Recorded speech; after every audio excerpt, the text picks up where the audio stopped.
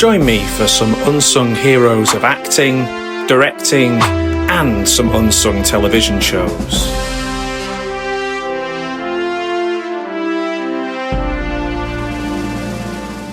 Ethereal Claire Forlani. Born in London in 1971 to Italian and English parents. Her second role, after a TV movie, was in the kids' TV show Press Gang. She played a character with Clark Kent as a boyfriend and was the office geek Colin's unobtainable love interest. Even in the derided Police Academy 7 Mission to Moscow, playing the interpreter Katrina, the love interest to young Charlie Scatler's character, she still had that element of dream girl and beauty and poise that made her seem to stand out from the other characters. This was after a few years of TV movies and mini-series, and began a pattern of taking wildly different choices between films. Next up was Kevin Smith's first studio film after the success of Clerks, Mallrats. Claire plays another dream girl, Brandy Svenning, daughter of Michael Rooker's character, and the almost unobtainable object of Jeremy London's affections. She's out of step in a lot of ways with the View Askewniverse characters, as she plays this very straight, but this character is needed to ground the movie and also feel real. She adds a real feel to the cartoon and comic-like View Askewniverse, and again, that distance works well for her character because she is ultimately meant to be unobtainable. Now, with her career in the ascendancy and well within the studio system, she was in Michael Bay's The Rock, alongside some massive names in Hollywood, such as the great Sean Connery. She was then able to do some more art house films, such as the film about Jean-Michel Basquiat, alongside recent Oscar hopeful Jeffrey Wright. 1998's Meet Joe Black, alongside Anthony Hopkins and Brad Pitt, Claire plays a character even Death himself would fall in love with. This is the film that most people remember her for, and is probably her most widely known role. Whilst dealing with the challenges of working with Miramax executives, Claire starred in Mystery Men, alongside Ben Stiller and an eclectic cast, a film that suffered through not knowing how to market it, but with a very quirky and interesting style, it's appreciated a lot more these days. Not quite taking off from films like Meet Joe Black, Claire was back in girlfriend roles alongside Ryan Phillippe and Freddie Prinze Jr. in a range of middle-of-the-road films. 2003's The Medallion showed a different side to Claire's skills, as she had to learn some martial arts as an Interpol agent alongside the great Jackie Chan. Claire appeared in lesser-known sports biopics such as the Bobby Jones film, and then, unusually, was in one of the most well-received and most popular of the hooligan trend of the 2000s, alongside Elijah Wood and Charlie Hunnam. She was in Green Street, or Green Street Hooligans, as it is known in the USA. That same year, she starred in two more films, Shadows of the Sun with Joshua Jackson, criminally underrated Joshua Jackson, and Harvey Keitel as two writers in competition, and the Tom Ripley film, the one starring Barry Pepper that maybe is a little bit less known, the strange casting of Barry Pepper as Tom Ripley. In 2006, Claire showed a comedic side, working in For Your Consideration, playing herself in the great Christopher Guest film of Spinal Tap fame. 2007, back to the UK, with the highly regarded Hallam Foe, with a young Jamie Bell, playing his stepmother. We're in evil stepmother territory here, but in a really quirky way and quite a voyeuristic film. Highly regarded too. In a bit of a departure, also in 2007, In the Name of the King. Star-studded cast in Uwe Boll's potatoes and fighting-based epic. An inside Hollywood look at acting with Daniel Craig of James Bond fame, alongside a stellar cast in 2008's Flashback of a Fool. By late 2008, we were very much in actor for hire mode, with Toby Keith's Beer for My Horses. Then in more recent times, television shows and miniseries such as Departure, Hawaii Five-0, NCIS alongside LL Cool J and Chris O'Donnell, and there is talk of her being in the new Cruel Intentions television series, in a different stage in her career. As sadly what happens when you hit a certain age in Hollywood, then the quality of things offered are not always what you deserve. But Claire has always deserved better. She is married to Scottish actor Dougray Scott, one-time Wolverine hopeful, and she has one child. I, for one, feel she has one Oscar-winning performance left in her career. As of today, she is no longer an unsung hero. Welcome to Pugwall 316's Unsung Heroes of Film.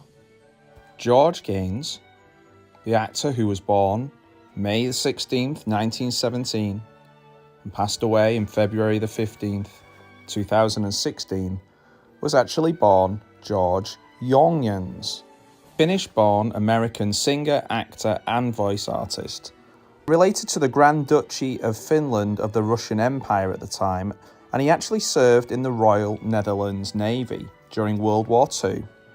Later, he emigrated to the United States and he became a citizen and began his acting career on Broadway. George fought during World War II for the Netherlands, for the Royal Netherlands Navy, from 1943 to 1946, and he was part of the Battle of the Atlantic, the Italian campaign, and Operation Husky. This may have been the beginning of him playing leaders and high-ranking officials, even though in real life he was a sergeant. But in movies and television, he played many, many important roles. George Gaynes is most recognised for his role as Commandant Eric Lassard in the Police Academy series. For some people, not as familiar with that series, as Jordan Van Horn in the 1982 comedy film Tootsie, alongside Dustin Hoffman. Playing Eric Lassard was the real showcase of his comedic skills, often not in the conversation alongside people like Lloyd Bridges from Airplane or Leslie Nielsen from his work with the Zucker brothers. George Gaynes' physical comedy and timing and sense of silliness deserves to be mentioned alongside these greats. He played the lovable curmudgeon foster parent Henry Warnemont on the NBC series Punky Brewster. But going back, he was born in 1917 in Helsinki. Finland actually became independent that same year. When he was born, they were still part of the Russian Empire. His mother was an artist, and his father was a Dutch businessman. His uncle actually was an actor. And George was raised in a range of different places, from France, England, and Switzerland. Music school in Milan from 1938 to 1939. And as we know, many years later, he studied in New York City at the Actors Studio from 1953 to 1958. I'd imagine he'll have been asked what his favourite swear word was as well. But during 1940, Gaynes lived in France. But after the Battle of France and German occupation, he escaped to the Pyrenees and was arrested. In 1942, he intended to return to the Netherlands and join the Dutch resistance against the Nazis, but instead he made his way to the United Kingdom and joined the Royal Dutch Navy there. He was commissioned as a seaman recruit and assigned to a ship which was stationed in Wales. He was in high demand during any campaign because he spoke Dutch, English, French, Italian, and Russian. This came in handy in many of his roles later on, such as Police Academy 7 Mission to Moscow. He was actually used as a translator and was able to rub shoulders with some very high-ranking officers. He saw a lot of action during his time in the Navy, mainly because he was alongside the people making those decisions. In 1946, he was honourably discharged from the Royal Dutch Navy. He had served his time. In 1946, he returned to France, but an American theatre director spotted him and offered him a role in a Broadway musical. George's musical skills are often spotted throughout his career.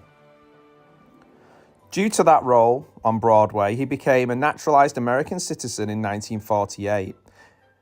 He was known for some great musicals such as My Sister Eileen and Wonderful Town, but he would play in comedic and dramatic plays as well. He even played Jupiter in the Cole Porter musical Out of This World, where he was actually credited under his original name. He was in Gilbert and Sullivan operettas. He even played Henry Higgins in the US tour of My Fair Lady. He was a regular on daytime TV, where they used to play short dramas, plays for today in the US, all the way through to playing in some well-known and tenured TV shows such as General Hospital, where he played a mobster. And then he started to appear in films, The Way We Were in 1973, Nickelodeon in 1976, and the one that he's most well known for before Police Academy, which was Tootsie in 1982. In 1984, he didn't realise he was dedicating a lot of his future time to playing Commandant Eric Lassard, the leader in the first of the 7 Police Academy movies. However, he did balance this with his other passions, and he did play in independent features and plays and films of slightly different content such as The Crucible or political films like Wag the Dog. His last film, Just Married, being a romantic comedy. On television, most people will remember Gaynes as Henry, the eventual foster father of Punky Brewster, and that lasted from 1984 to 1988. Speaking of Punky Brewster, he actually voiced Henry in the animated version of the show. One of the greatest thrills for George was being able to act alongside his wife, famous dancer and doyenne of the great musical boom, in The Days and Nights of Molly Dodd, playing as a high-powered theatrical producer, Arthur Feldman. She co-starred as his love interest, and this was wonderful as she had had a long history in musicals many years earlier. He was also known in television for being in the political sitcom Hearts of Fire, alongside Marky Post and John Ritter.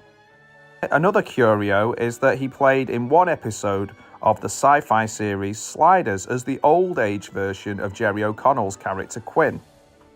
George was respected behind the camera, and he actually directed the last episode of WKRP in Cincinnati. This was in 1982. As mentioned earlier, he was married to Alan Ann McCleary from 1953 all the way through till his death. They had 2 children, Matthew and Aya. Matthew, his son, who sadly passed away, was shortlisted for the US kayak team, but that was the year where the US boycotted the Summer Olympics. George passed away at his daughter's home in North Bend, Washington on February the 15th, 2016. He was 3 months short of his 99th birthday and surrounded by his family. We salute George. George Gaynes, no longer will you be mentioned as an unsung hero of acting. And we just have time to share a few more of his unknown or underseen roles for you to check out. In 1963, he was in PT 109, an interesting film as it's a biographical war film, but based on the actions of John F. Kennedy as an officer of the United States Navy in command of a torpedo boat during the Pacific War of World War II. He's uncredited in this film, but you can spot him in it. From film to film, George was in some wildly disparate films. For example, in 1973, he was in The Boy Who Cried Werewolf, where he played a doctor. He was in a blaxploitation film the same year, called Slaughter's Big Ripoff. He followed this in 1980 with Altered States, where he played Dr. Wissensnaff. A very interesting film as it's based on sensory deprivation research conducted in isolation tanks, where people would be tested for the influence of drugs such as mescaline, ketamine, and LSD. Another strange film, but this time a comedy, was in 1982. He was in Dead Men Don't Wear Plaid. This feels exactly the right kind of film for him, and this was during the peak of Carl Reiner's powers as director.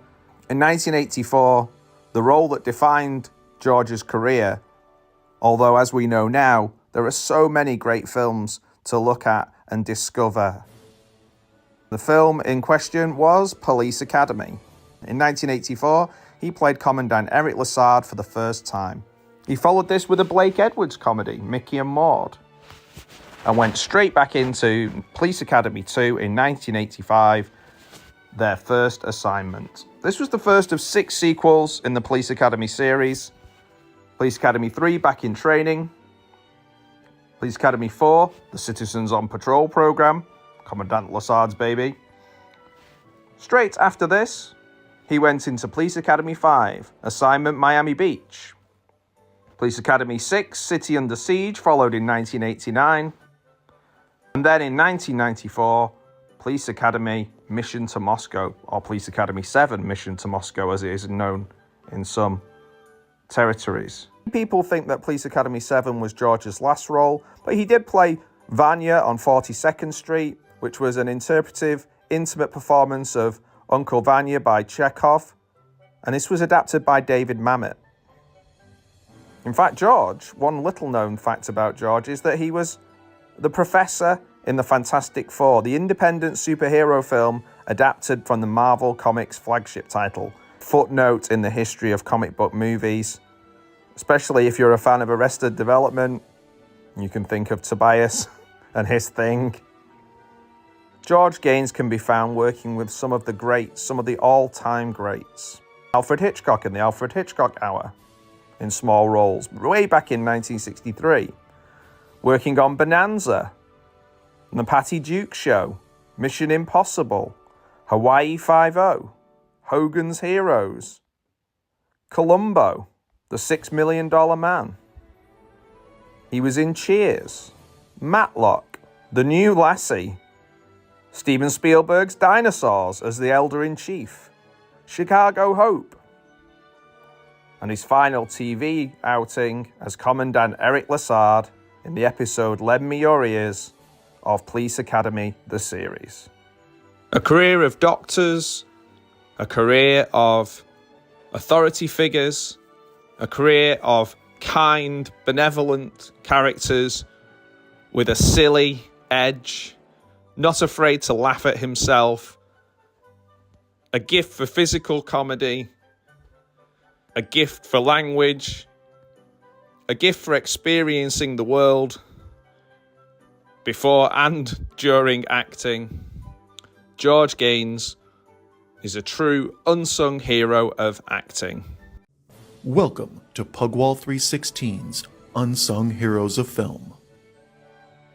This episode of Unsung Heroes is about the enigma and genuine article geek godfather Stephen Lea Sheppard. A normal day for Stephen, when last interviewed, starts when he sits at his desk, which has 5 video game consoles and 2 large computer screens stacked on top of it. For 5 or 6 hours he'll play games, write reviews or talk online, sometimes to Richard Clayton in Virginia, his best friend, although they've never met.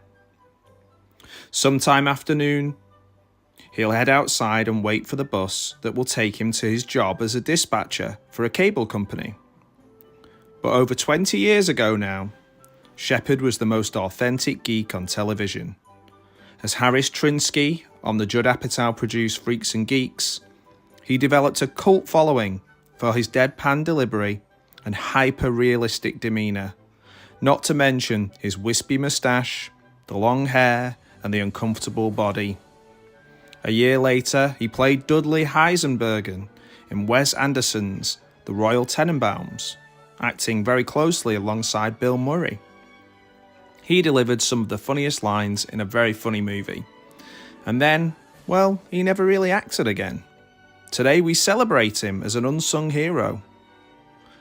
Freaks and Geeks and The Royal Tenenbaums were two of the most influential comedies of their times. I have a real soft spot for Freaks and Geeks. But these days, the parts have stopped. And he stopped looking for parts, but he isn't bitter. Acting didn't make him a star, but being on set remains one of the most important things he's ever done. I know how close I came to growing up into an absolutely miserable, maladjusted wreck, he says. Freaks and Geeks only lasted 18 episodes, but the experience changed him. It showed me how the people telling me I had nothing to contribute, that I was a burden who could be tolerated only with scorn and resentment, they were liars, he says. Once the show aired, the kids back home started treating him like less of a pariah. The show also got him his next part. Wes Anderson cast him in The Royal Tenenbaums based on his work as Harris. But after The Royal Tenenbaums, Sheppard's luck ran dry. Other cast members from Freaks and Geeks, Rogen, Franco, Seagal, have become Hollywood stars, and Anderson has gone from strength to strength. But while Freaks and Geeks improved Sheppard's life, he was still a bit of a recluse when it came to everyday life. He didn't know how to talk to people, let alone sell himself as an actor. He acted in one commercial and eventually the calls dried up. As a result, he spent most of his time, in his 20s, online, and today he spends a lot of time moderating gaming forums. He did video game reviews for Vice magazine, and he would like to act again, but he isn't sure how to make either of those things happen. Still, for all that, Sheppard remains grateful for the chances he's had. He's still coping with the fallout from that bullying. He still has problems with new people, but acting, especially in Freaks and Geeks, made things better. It was the first time where I was treated with dignity and with respect, he says. I walked away with a great deal of hope. And in that way, he's the opposite of the child actor stereotype. It's heartening to hear his positive Hollywood story, and to see him in projects now, he's doing a few more, that are tailor-made for him. He had a small part in the IT Crowd, based in the world of technology and geekdom, alongside Richard Ayoade. Voice acting in a role-playing spoof alongside Mike Stocklasa from Red Letter Media, Bill Corbett from Riff Tracks and Mystery Science Theatre. I for one hope he returns to more acting, as today we celebrate and salute Stephen Lea Sheppard as an unsung hero. Welcome to Pugwall 316's Unsung Heroes of Film. John Charles MacKenzie was born October the 17th, 1970. He's a Canadian actor known as J.C. MacKenzie. He is best known for portraying Skip Fontaine on the HBO series Vinyl in 2016 and playing Reagan Normal Ronald on the Fox series Dark Angel. He has appeared in several films directed by Martin Scorsese. He has a great relationship with him, including The Departed, The Wolf of Wall Street, and The Irishman. But he's someone I first noticed in Stephen Bochco's amazing Murder One. Playing Arnold Spivak, he shows the easy charm and likability as someone like Matthew Perry or Michael J. Fox or Bradley Whitford when he was in The West Wing. JC was a student at Concordia University when he saw his first play. He was accepted then at the London Academy of Music and Dramatic Art.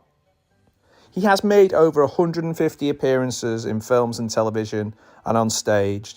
The character he played in Martin Scorsese's The Aviator was called Ludlow. As I said earlier, his role as Arnold Spivak in the Emmy Award-winning TV series Murder One by Stephen Bochco was the first role that alerted me to his talent and how interesting an actor he is. He did win a People's Choice Award in 2000 for his work on James Cameron's Dark Angel, so the level of collaborators he works with show that he is really appreciated in the industry too. His screen debut was actually in a Perry Mason TV movie, Perry Mason Returns, where he was billed as John C. MacKenzie. He talks very much about how he wants to enjoy the process and there is a playful nature to JC's approach. He even talks about Scorsese and says, "I've had directors yell at me and I take them aside and tell them not to talk to me like that. It's totally ridiculous to try and get good work out of someone by screaming. With bullies, all you have to do is stand up. Guys like that feel little, are insecure, and are control freaks. Generally, people are pretty cool. And he goes on to talk about Marty Scorsese and says anything that Marty Scorsese directs is an utterly liberating experience. Being on his set, Scorsese is the opposite of controlling. He actively encourages you to bring yourself in. Working with him is an interesting amalgamation of giving what he wants and doing what you want. He's an actor's director, and you can tell, man, acting's hard, harder than it looks, particularly on set. But with him, you feel that you can't make a mistake. If we mess up a line, sometimes we just incorporate it into the scene, and it makes the film look even more organic.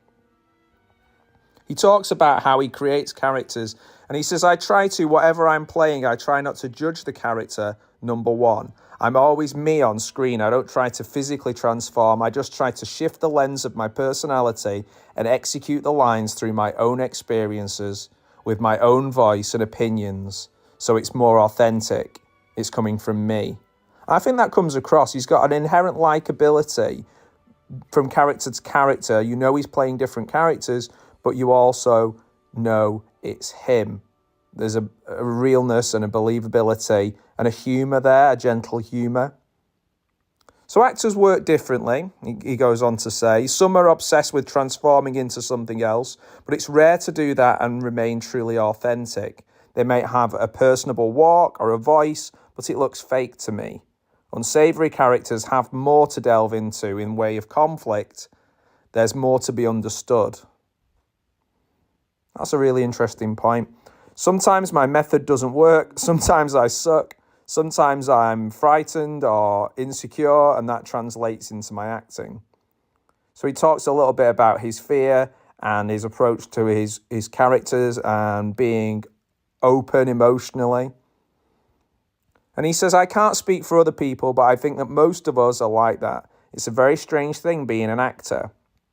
If you're up there and you're wanting to present a character through your own incarnation, if you get rejected, it feels personal. It can feel like you're crumbling inside. But he talks about going on and using meditation to help with that. Now, some interesting facts about JC. He's played 2 recurring characters called Arnold Spivak in 2 different television series. So obviously I talked earlier about Murder One, which I think is one of the greatest TV serials that's been made. I love Stephen Bochco's work from Hill Street Blues onwards. And he also played Dr. Arnold Spivak in Hemlock Grove on Netflix in 2013. Strangely, he played a character named Dr. Fred Spivak on the TV series The Practice. Hoped that he would become a regular on that, but he was a recurring guest. One of the things about the playful nature of JC, and often people who are like him who don't take themselves too seriously, they come across in a really engaging way. He talked about playing in pantomimes and things like that, and having to play the backside of horses and things like that in his career, which I think it just shows up some humility and a great sense of humour. So I would recommend seeking out films with J.C. MacKenzie. No longer will we see him as an unsung hero of acting. He's someone that many great creators use within their work, and there's a good reason for that. One of my favourite actors, J.C. MacKenzie. What is Smash? Created by Kyle Mooney and Ben Jones, Smash is a loving and bizarre parody of 80s and 90s, mainly 90s, Saturday morning cartoons, complete with talking dinosaurs, teen angst wolves, weird PSA segments, and lots of VHS fuzz. But it's not just what it appears to be on the surface. On the surface, it looks like harmless cartoon nostalgia, but as you peel back the layers, things start to get darker. Still just as entertaining, still just as funny, but weird and dark. Now, characters go missing, mascots break down, and Randy starts to lose it. Yes, this is nostalgia with a side of sadness if you really listen to what some of the characters are saying. Smash nails the look of these shows, like Denver the Last Dinosaur or Care Bears, and I'll go through all of them later. But it doesn't just recreate them, it warps them, and it feels real too. The bright colours and jingle-heavy intros hide themes of abandonment, addiction, and the collapse of child stars. But this is funny, I promise. In a way, it's a lot like BoJack Horseman, but even more surreal. I actually prefer it. Smash uses cartoons as a delivery system for emotional decay, and the result is unsettling, it is brilliant, and it is very, very weird. It's not just a cartoon parody. It's sitcom parody. It's media parody. It's a fake documentary, a red carpet show, a fake news channel, and all of them are falling apart in real time.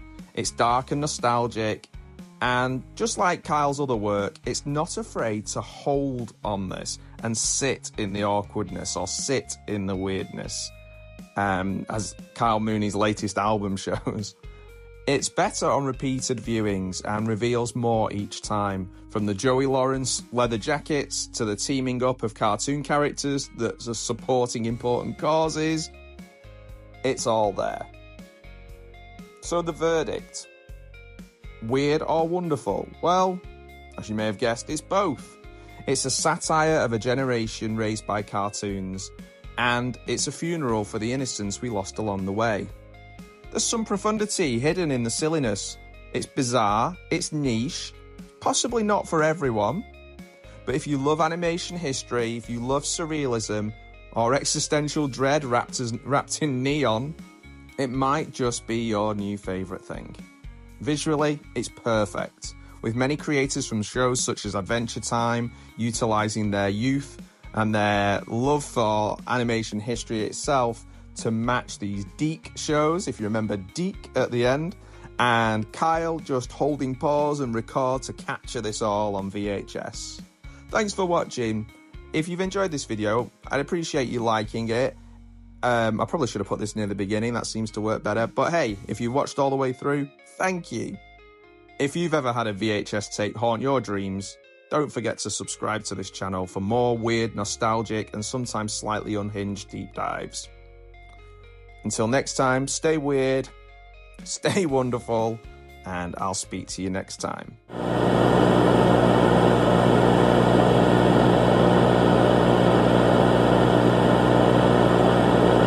reminds me of Bill Hinsman in Night in the Living Room. Hello, Pugwall 316. you're quite good at turning me on. Here's that list of all the references I could find, but I'm sure there's a lot more. Obviously, Nickelodeon, Fox Kids are right there at the forefront. Skip and Treybo are actually based upon a real pair of brothers. I'll talk about those in a minute. We've got, we've got Care Bears, Denver, the Last Dinosaur. Both of those have Paul Rudd and Emma Stone in them. Imagine Blossom. There's a link to Blossom here, but imagine if Blossom had a Bigfoot character that nobody mentions as a Bigfoot character and isn't really that important to the story. So I guess we've got Harry and the Hendersons there too. What else have we got? A lot of Saturday morning cartoons. Adult Swim sense of humour in there for sure. Lots of vintage PSAs. Disney Afternoon with the Disney Club in the UK, I can get that. Shows, I guess, like DuckTales, Chip and Dale, Rescue Rangers, Tailspin, Darkwing Duck, possibly some of those there. Definitely Thundercats is referenced. Claymation Bumpers. Strongimals would be the Thundercats reference. Popples, which I guess is kind of linked in with Creator Crittles and Care Bears. There was a TV show that was on in, I think, the 90s called Cartoon All-Stars to the Rescue, which is kind of referenced when they all team up. Pro Stars, which we didn't really watch in the UK, but they got Pro Bros. Little Bruce, which was like Bobby's World, if you remember the show Bobby's World. But this time it's Bruce Chanling, the unfunny, really sad comedian. The fake documentary show Primeline. Yeah, Bad Boy Johnny Rash, I guess, is a combination of your Coreys and teen idols like Edward Furlong and Joey Lawrence and people like that. The TV host Skip and Treybo, there are two guys, if you Google them, called Chip and Pepper Foster, who I'm not aware of, who are definitely the touchstones for these characters. Oh, just to go back to Joey Lawrence, the video, the pop video, is just like Nothing My Love Can't Fix by Joey Lawrence, which I still think is a great song. If you can find more, if you can think of more, let me know.